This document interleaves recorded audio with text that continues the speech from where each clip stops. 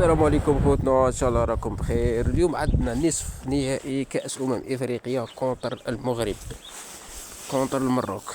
هذه هي تشكيلتنا، غادي نلعبوا لاطاك، لازم زير روح. هي لوكا زيدان، زير روحك زير روحك. اربع فرق بالتاكيد. طبعا بعد مباريات كبيره كانت معقده وصعبه، الانديه الاربعه بلا مليح شاب. في بلوغ الدور النهائي، ممكن يحطها في الجول. يا بغداد تيري مليح. هي جايه في الكارديان.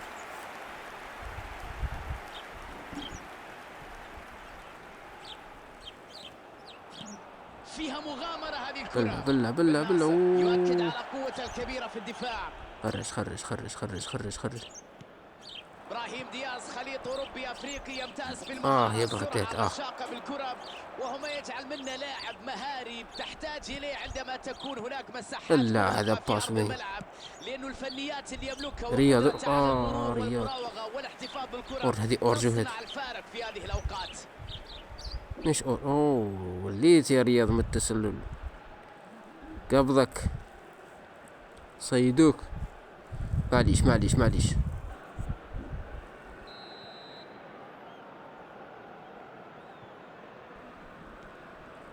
هيا ما تخلوهمش يحطوا البالو. زيره هيا بالناصر.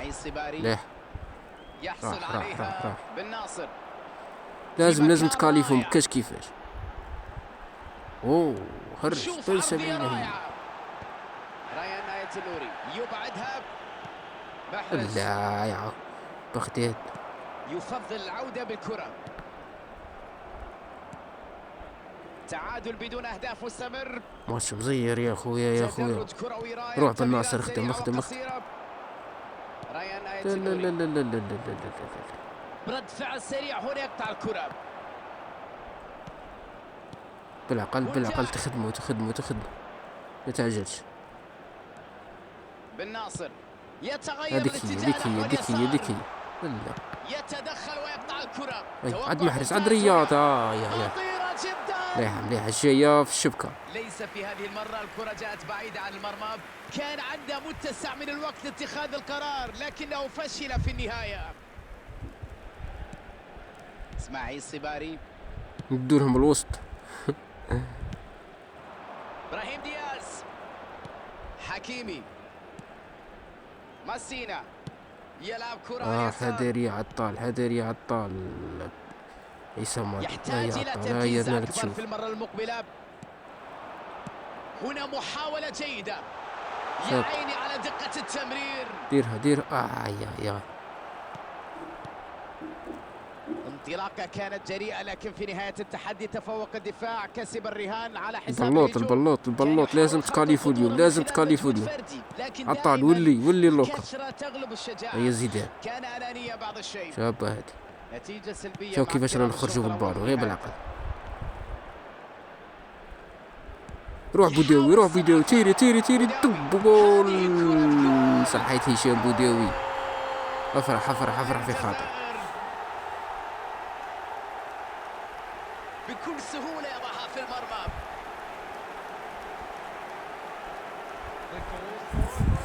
ينزلون بزاوج ما يديروا والو. زيدان زير روحك.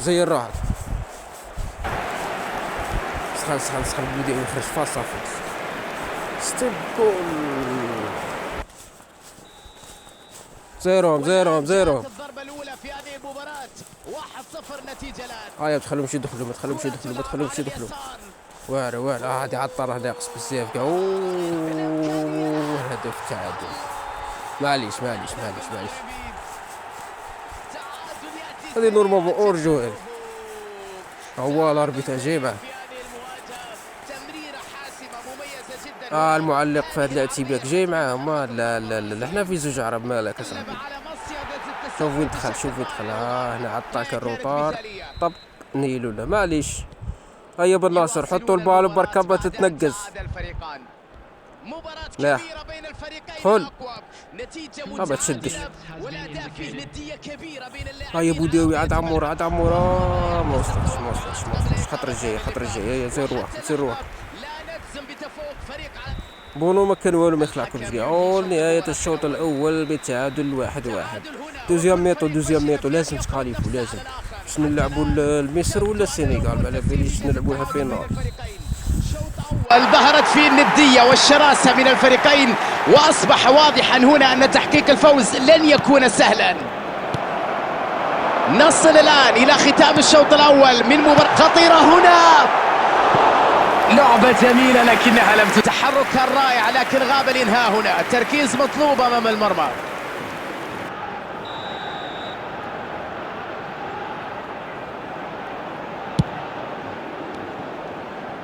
إلى أين هذه التمريرة؟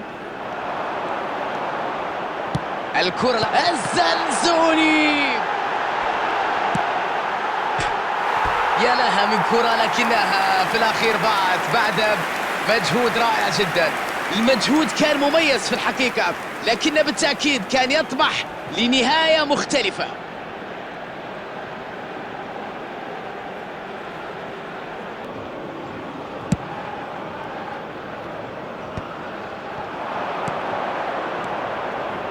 أي دفاع هذا، أي قوة، أي صلابة، أي جدار هذا.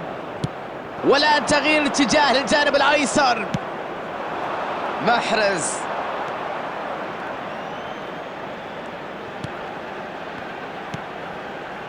بن سبعيني، ريان آية النوري،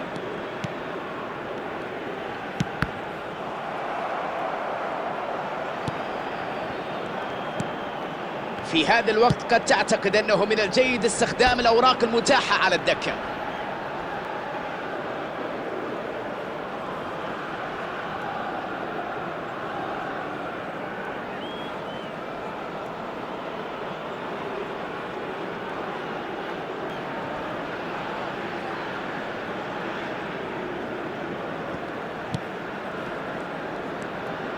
يستلمها على الطرف ريان آية النوري، تروح الآن جميلة خلف الدفاع.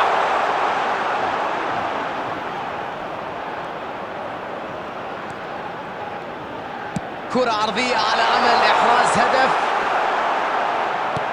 يبعدها عن مناطق الخطورة.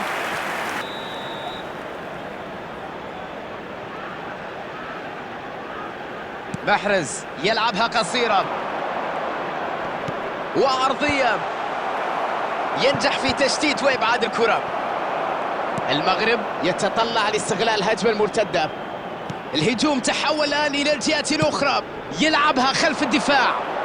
عبد الصمد الزنزولي عنده مساحة على الطرف، تمكن من المرور، يبعد الخطورة هنا.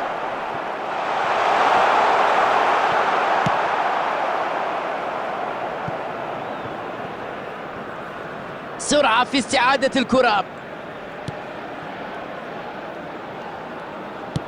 لعبة جميلة على الطرف، إبراهيم دياز، أشرف حكيمي. واضح من شراسة الفريق أمام المرمى أنه يريد الخروج منتصرا في الدقائق الأخيرة.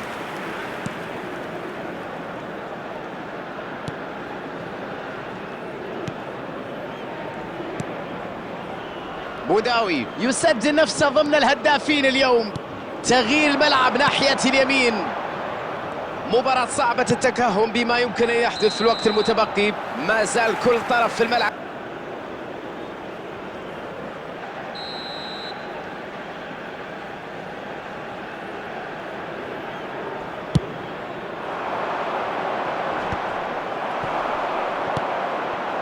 وصلت إليه، مر من هنا، هذه فرصة جول. جول للجزائر في الدقائق الأخيرة يأتي الهدف. ما هذا السيناريو، ما هذه الإثارة، ما هذه المتعة، ما هذه الأجواء. أنهى الهجمة بشكل رائع. مثل هذه اللقطات تؤكد لك قيمته التهديفية العالية.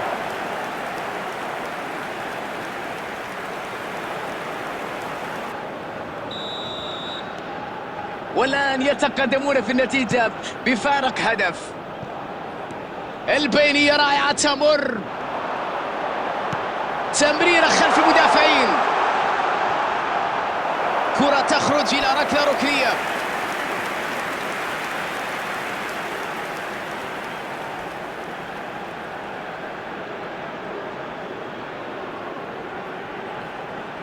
يلعبون ركنية قصيرة. هذا هو الدفاع كما يجب أن يكون. هل تكون هذه هي فرصة تعادل؟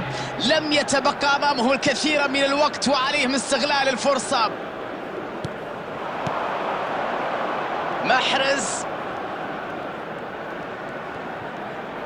محرز يستحوذ على الكرة بطريقة جميلة. الحكم يطلق الصافرة ليعلن نهاية المباراة. الجزائر يواصل طريقه بقوة إلى النهائي، نال فرصته ويستحقها بالتأكيد، فرصة مهمة جدا للفوز بالكأس. الجزائر سعيد بالانتصار اليوم، كان واضح أنه الفريق حاسم وفعال في هذه المواجهة وركز على فرصه وعمل على نقاط قوته، أيضا استغل نقاط ضعف الفريق الآخر ليخرج بهذا المستوى الجيد. بعد أن انتهت مباراة الليلة نشكركم على حسن المتابعة، على أمل أن نلتقيكم في مباريات قادمة. شكرا لكم على المتابعة والحضور سيداتي وسادتي، وإلى اللقاء.